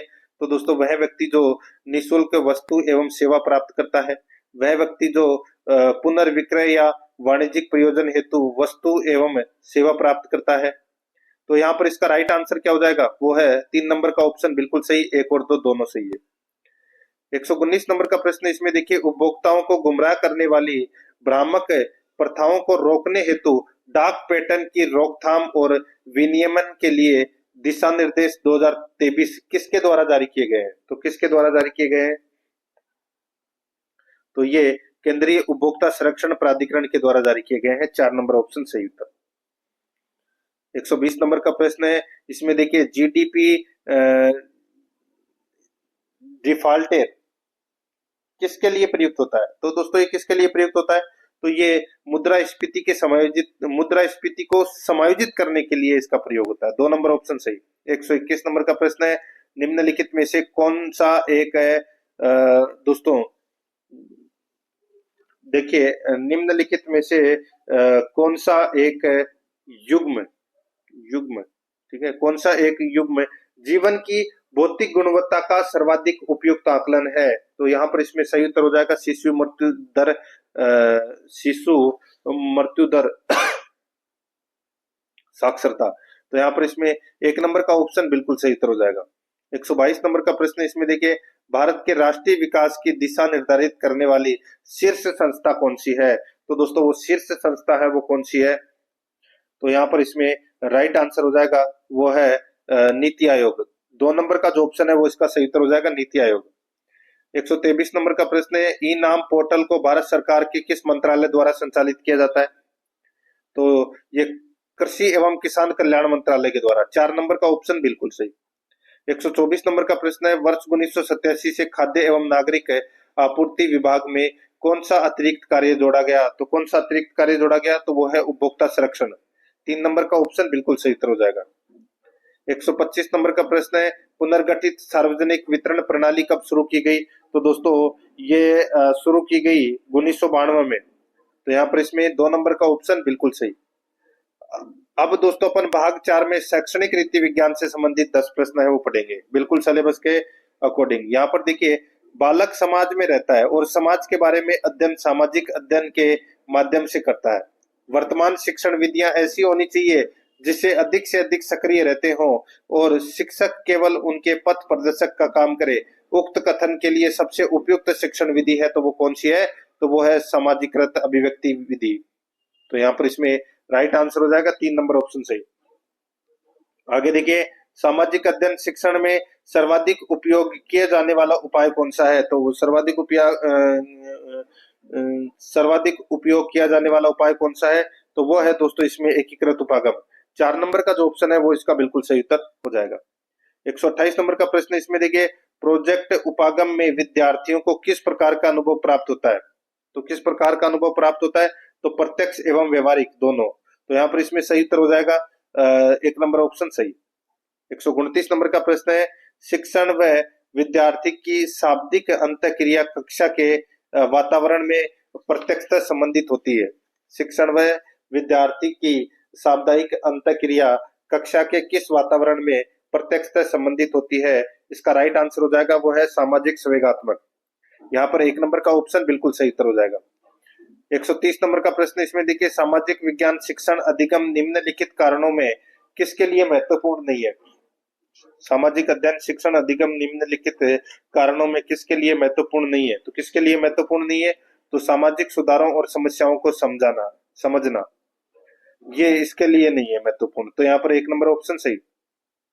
131 नंबर का प्रश्न है, अनुदेशात्मक सहायक प्रणाली से लाभ है। तो लाभ क्या है? तो दोस्तों इससे लाभ है समय एवं परिश्रम की बचत, विषय को रोचक बनाना, विषय वस्तु की स्पष्टता। तो यहाँ पर इसमें राइट आंसर हो जाएगा उपरोक्त सभी। 132 नंबर का प्रश्न इसमें देखिए, उन मीडिया संसाधनों की पहचान कीजिए जो अध्यापन अध्ययन प्रक्रिया में सहायक हो सकते हैं। तो यहाँ पर इसका सही उत्तर हो जाएगा वो है दोस्तों समाचार पत्र, चित्र, प्रदर्शनी, उपयुक्त सभी इसका सही उत्तर हो जाएगा 4 नंबर ऑप्शन सही। नेक्स्ट आगे देखिए, 133 नंबर का प्रश्न है, निम्न में से मूल्यांकन प्रक्रिया के सोपान है। बताइए मूल्यांकन प्रक्रिया के सोपान है। तो यहाँ पर मूल्यांकन प्रक्रिया के दोस्तों सोपान है वो कौन कौन से हैं? तो यहाँ पर देखिए दोस्तों, इसमें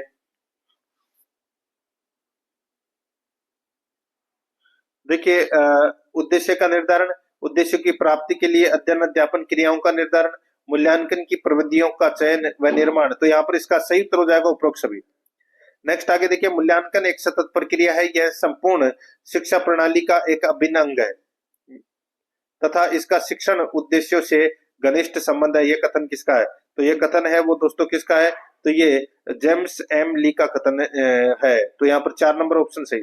135 नंबर का प्रश्न है, निदानात्मक एवं उपचारात्मक शिक्षण में कौन सा शिक्षण पहले किया जाता है? तो कौन सा शिक्षण पहले किया जाता है? तो दोस्तों वो है इसमें निदानात्मक शिक्षण। यहाँ पर 1 नंबर का ऑप्शन सही। अब अपन दोस्तों शैक्षणिक मनोविज्ञान से संबंधित भाग 5 में 10 प्रश्न है वो पढ़ेंगे। 136 नंबर प्रश्न है, शिक्षण वह प्रक्रिया है जो छात्र के व्यवहार में परिवर्तन लाने के लिए नियोजित पूर्ण तरीके से संचालित की जाती है। कथन किसका है? बताइए। शिक्षण वह प्रक्रिया है जो छात्र के व्यवहार में परिवर्तन लाने के लिए नियोजित पूर्ण तरीके से संचालित की जाती है। किसने कहा है? तो दोस्तों ये कहा है क्लार्क ने। किसने कहा है? क्लार्क ने। 1 नंबर का ऑप्शन बिल्कुल सही। 137 नंबर का प्रश्न है, कोहलबर्ग के अनुसार किस अवस्था में नैतिकता बाह्य कारकों द्वारा निर्धारित होती है?